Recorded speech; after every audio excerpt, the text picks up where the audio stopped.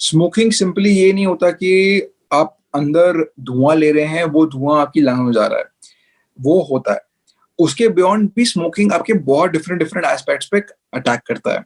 सबसे पहले ये होता है कि जब हम बहुत ज़्यादा स्मोकिंग करते हैं, तो जो ये धुआँ है, ये धुआँ विद ये केमिकल्स जितना भी निकोटीन, टार वगैरह, ये टार स्पेशली ये कार्बन मोनोऑक्साइड, ये हमारे लंग्स के अंदर जाके हमारे एक तो जो ट्यूब्स होते हैं, ब्रोंकस होता है, उनको डैमेज करता है, एल्वियलस को डैमेज करता है, लंग टिश्यू को डैमेज करना शुरू करता है क्योंकि इन्फ्लेमेशन कॉज़ करता है। कि क्या हो रहा है?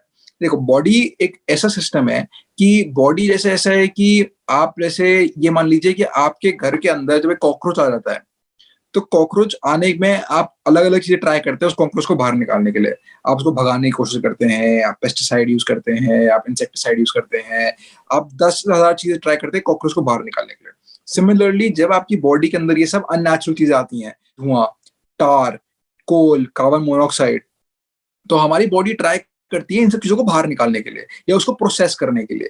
तो उस प्रोसेस में अपनी बॉडी ही अटैक करती है अपने आप को कि ये धुएँ को हटाने के लिए वो इन्फ्लेमेशन वगैरह जो कॉज़ करता है, तो बॉडी उसको ट्रीट करने के लिए जो भी करती है, उसकी वजह से ही हमारा डैमेज होता है। तो हमारे लंग्स में जो ट्यूब्स है ब्रोंकस, उनमें डैमेज होता है, हमारे एल्वियलस में डैमेज होता है, हमारी जो आर्टरीज़ होती है, उनमें डैमेज होता है, हमारी आर्टरीज़ पतली हो जाती हैं, उनमें खून की कैपेसिटी कम हो जाती है। लंग्स में क्या होता है कि लंग्स स्पॉन्ज जैसी होती हैं। अब यही स्पॉन्ज जैसी लंग्स में इतना टार भर गया है कि वो वाला पार्ट ऑफ द लंग है कि उसमें ऑक्सीजन ट्रांसफर नहीं हो पा रहा है up to the blood. Oxygen transfer नहीं हो रहा टू द ब्लड, तो आपकी सांस लेने में दिक्कत हो रही है क्योंकि आपकी capacity of the lung to transport the oxygen वो कम हो गया है। तो सिगरेट की वजह से ये सब चीजें डेवलप हो जाती हैं। प्लस लॉन्ग रन में कि 10 30 से 40 साल में आप कंटिन्यूअसली सिगरेट पीते हैं, तो आपकी लंग्स में कैंसर का रिस्क भी बढ़ जाता है। ये सब जब जब भी वो जितने भी केमिकल्स होते हैं जो एक सिगरेट में आप इन्हेल करते हैं, उनको जो बॉडी जब अटैक करती है और या स्पेसिफिक जीन्स को जब वो एक एक्टिवेट करता है, तो इसकी वजह से रिस्क ऑफ कैंसर भी बढ़ जाता है। तो ये सब चीज़ें एक सिगरेट स्मोकिंग कैन कॉज़ कर सकती है। आप जब धुआँ इन्हेल कर रहे हैं, जो भी जिससे भी हम कोई भी चीज़ जो जल रही है उसको आप इन्हेल कर रहे हो, तो आपको वो जो टार है, कार्बन मोनोऑक्साइड है, उसमें जो भी अदर केमिकल्स जो डालते हैं, उसको जब आप इन्हेल करते हो और आपकी लंग्स में जा रहा है, लंग्स में जाता है और ये सब चीज़ें वो हैं जो हम नॉर्मली बॉडी नहीं बनी है कभी इन्हेल करने के लिए। तो ये हमारी जब भी ये सब गैसेस हमारी बॉडी के अंदर आती है, तो हमारी body will try to remove these gases. उसको प्रोसेस करने की कोशिश करेगी, समझने की कोशिश करेगी, निकालने की कोशिश करेगी और ये सब चीज़ें फिर हमारी बॉडी के अंदर इन्फ्लेमेशन कॉज़ करती है। ये इन्फ्लेमेशन फिर हमारी बॉडी फाइट करने की कोशिश करती है और इस फाइट करने के चक्कर में ही हमारे जो लंग टिश्यू खराब होता है। तो यही जो लंग में जो डैमेज होता है, यही डैमेज परमानेंट डैमेज हो जाता है और इस परमानेंट डैमेज की वजह से आपकी लंग में कैपेसिटी, सांस लेने की कैपेसिटी कम हो जाती है। लंग में सांस लेने की कैपेसिटी कम हो जाती है तो आपका ऑक्सीजन जो डिलीवरी होता है टू द बॉडी, वो कम हो जाता है। Oxygen delivery to the body कम हो जाता है, तो रिस्क ऑफ आपके स्ट्रोक, हार्ट अटैक बढ़ जाता है। तो और ये ज़रूरी नहीं है सिर्फ स्ट्रोक या हार्ट अटैक हो, यही चीज़ें खून तो आपको हर ऑर्गन में चाहिए, चाहे वो पेट में हो, किडनी में हो। तो जब कहीं पे भी जब जब आपके कॉन्स्टेंटली ब्लड सप्लाई इन सब चीज़ों पे कम हो जाती है, तो ये टिश्यूज़ फिर काम करना अपने बेस्ट फंक्शनल कैपेसिटी पे कम कर जाते हैं। तो यही स्मोकिंग ऐसा नहीं होता कि स्मोकिंग सिर्फ लंग को डैमेज करता है। स्मोकिंग आपकी किडनी, स्टमक, हार्ट सबको डैमेज कर सकता है।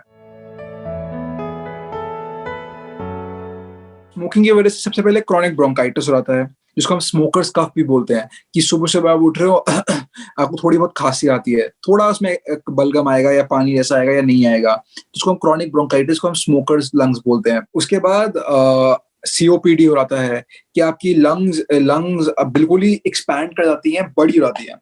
आपको लगेगा कि वो लंग तो बड़ी हो गई, सांस लेने में हमारी ज़्यादा कैपेसिटी बढ़ गई, बट टेक्निकली स्पीकिंग वो लंग का टिश्यू इतना डैमेज हो जाता है कि आपकी लंग को एक्सपैंड करना पड़ता है वो विद द डैमेज टिश्यू। तो आपकी लंग बढ़ जाती है पर आपका oxygen transfer to the body वो कम हो जाता है, तो आपकी सांस लेने में दिक्कत बढ़ जाती है। फर्दर कैंसर का रिस्क बढ़ जाता है, तो आपके स्क्वामस सेल कार्सिनोमा हो गया, एडिनोकार्सिनोमा हो गया, इन सब चीज़ों का रिस्क बढ़ जाता है स्मोकिंग की वजह से। स्मोकिंग लंग्स को डैमेज करता ही करता है, स्मोकिंग आपकी हार्ट की ब्लड वेसल्स को भी डैमेज करता है। कि आपकी यही खून की नली में एबिलिटी टू कैरी ब्लड वो कम हो जाता है। तो मान लीजिए ऊपर से फिर जो भी तेल वगैरह खाना खाते हैं, तो इसकी वजह से ब्लड क्लॉट भी बनना शुरू कर जाता है। अब यही ब्लड क्लॉट बन रहा है, यही खाना एज़ अ क्लॉट बन रहा है, आपकी जो वेसल्स हैं, उनमें एबिलिटी नहीं है, पावर खत्म हो गई है उस क्लॉट को निकालने के लिए, और यही क्लॉट की वजह से हार्ट अटैक, स्ट्रोक इनका रिस्क बढ़ जाता है। तो जो लंग में डैमेज होता है स्मोकिंग की वजह से, वो हम रिवर्स नहीं कर सकते सैडली, कि वो डैमेज जो एक टिश्यू में जो डैमेज हो गया, एक स्पॉन्ज जैसे होता है कि अगर स्पॉन्ज को आपने जो भी डैमेज कर दिया, वो डैमेज हो गया, पर प्रिवेंट करने से वो फर्दर डैमेज प्रिवेंट कर सकते हैं।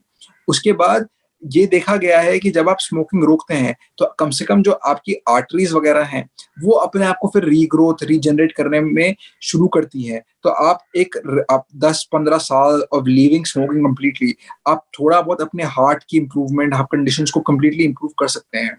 तो ये ज़रूर देखा गया है, पर जो लंग में डैमेज होता है, वो डैमेज थोड़ा परमानेंटली रहता है। कैंसर बहुत ही वेरिएबल होता है। स्मोकिंग से क्या होता है, कैंसर यूजुअली बहुत जेनेटिक्स और आपकी फैमिली हिस्ट्री पे बहुत डिपेंड करता है, कि अगर आपके घर में किसी को कैंसर हुआ है, तो आपका रिस्क कैंसर बहुत बढ़ जाता है।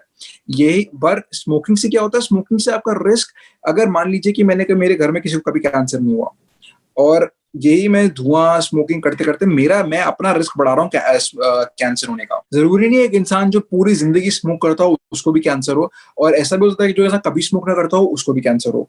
तो कैंसर बहुत डिपेंड करता है जेनेटिक्स और फैमिली हिस्ट्री पर। पर ये ज़रूर होता है कि मैं अपना अननेसेसरी क्यों रिस्क बढ़ाऊँ स्मोकिंग करते-करते अपने कैंसर होने का? क्योंकि आप कैंसर ना हो, कोई ना कोई बीमारी तो हो ही रही है। तो आप अननेसेसरी जो भी ये केमिकल्स वगैरह से आपका रिस्क ऑफ कैंसर, चाहे वो छाती का कैंसर ना हो, पेट का कैंसर हो सकता है, किडनीज़ का कैंसर हो सकता है, हार्ट हार्ट का कैंसर हो सकता है, ब्रेन का कैंसर हो सकता है। तो वो सब में आप रिस्क ऑफ कैंसर आप बढ़ा रहे हो, क्योंकि आप ये सब केमिकल्स को इन्हेल कर रहे हो। अदरवाइज़ ये ज़रूर है कि अगर आप स्मोकिंग छोड़ दें, तो कम से कम अपना रिस्क कम कर रहे हैं। अपनी बॉडी को प्रिवेंट कर रहे हैं कि अननेसेसरी गंदे-गंदे पदार्थ से आपका एक्सपोज़र कम हो रहा है। तो आपकी बॉडी कम से कम एक नॉर्मल फंक्शन कर सकती है, rather than constantly trying to attack it own self. क्योंकि जब हम कॉन्स्टेंटली गलत चीज़ें खाते हैं, गलत चीज़ें स्मोक करते हैं, हमारी body is constantly fighting with its own self. आपको खुद को पता चलेगा कि कैसे छाती में आपको दर्द शुरू हो जाता है, आपको कैसे साँस लेने में दिक्कत हो जाती है, क्योंकि बॉडी इज़ कॉन्स्टेंटली फाइट करती है उस धुएँ को बाहर निकालने के लिए। उस चक्कर में हमारे बॉडी का फंक्शनिंग एक लॉन्ग रन में खराब हो जाता है। तो ये ज़रूर है कि अगर आप स्मोकिंग छोड़ दें, तो कम से कम अपने बॉडी का फंक्शनिंग को आप बहुत इम्प्रूव कर सकते हैं। ई-सिगरेट इससे बनता है कि वो जो एक सर्टेन केमिकल्स है, कि विटामिन ई, फिनॉल, इन सब से भर के, और बहुत सारे ऐसे लिक्विड लिक्विड केमिकल जिनको हम इनहेल कर सकते हैं, जिनको हम स्मोक कर सकते हैं।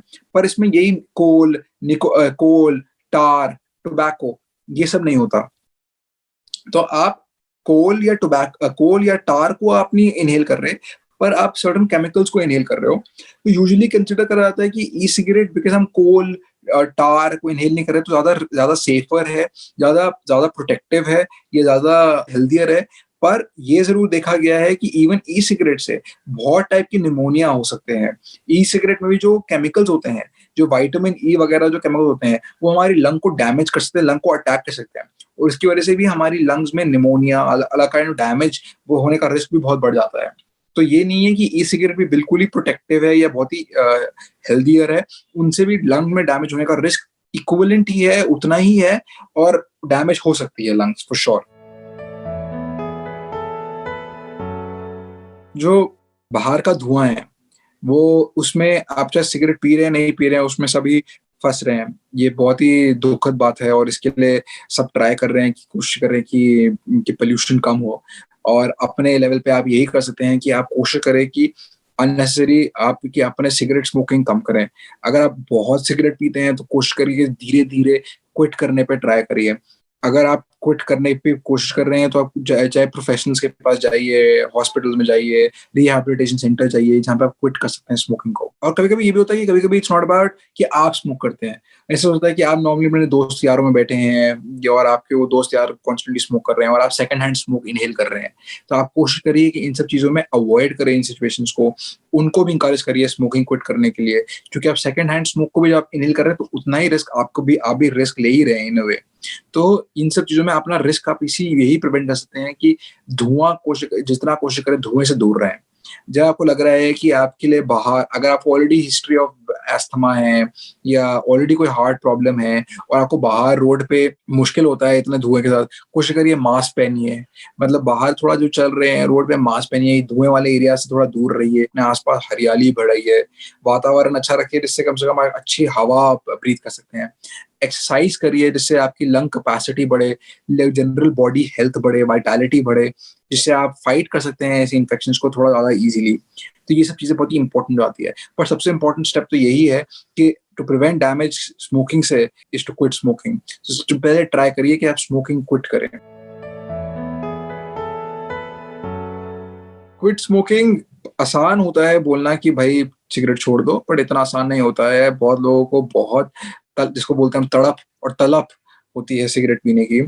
बट इसमें आप यही कर सकते हैं कि स्मोकिंग क्विट करना एक बहुत ही मल्टी फैक्टोरियल होता है, और मल्टी स्टेप प्रोसीजर है। क्या है, एक बहुत सारी चीज़ों को करके ही आपको स्मोकिंग क्विट करना पड़ता है, बट ये अंदर से ही आपको लाना पड़ता है। आप अपना ज़िंदगी में थोड़ा बहुत 2 मिनट का स्ट्रेस कम करके लाइफ लॉन्ग स्ट्रेस बढ़ा रहे हैं एवरी सिगरेट स्मोक करके। तो ये अंडरस्टैंड करना आपके लिए बहुत इम्पोर्टेंट है कि जो सिगरेट है वो आपको कितना डैमेज कर सकती है और कैसे आप इस डैमेज को अपने लेवल पे कम करने पे ट्राई कर सकते हैं। अगर आपको अपने आप से आप धीरे-धीरे स्मोकिंग को कम नहीं कर पा रहे या क्विट नहीं कर पा रहे, आप rehabilitation centres, de addiction centres, hospitals, आप उधर भी जा सकते हैं, जहाँ पे स्मोकिंग क्विट करने के प्रॉपर स्टेप्स एंड प्रोसीजर्स हैं। एक एक्सपर्ट के पास जा सकते हैं, जो आपको हेल्प कर सकते हैं स्मोकिंग क्विट करने के लिए। और अपने लेवल पे तो यही कर सकते हैं कि आप वो फर्स्ट स्टेप बढ़ाइए, ये अंडरस्टैंड और रियलाइज़ करने का कि cigarette smoking is bad for you and to quit it is very important.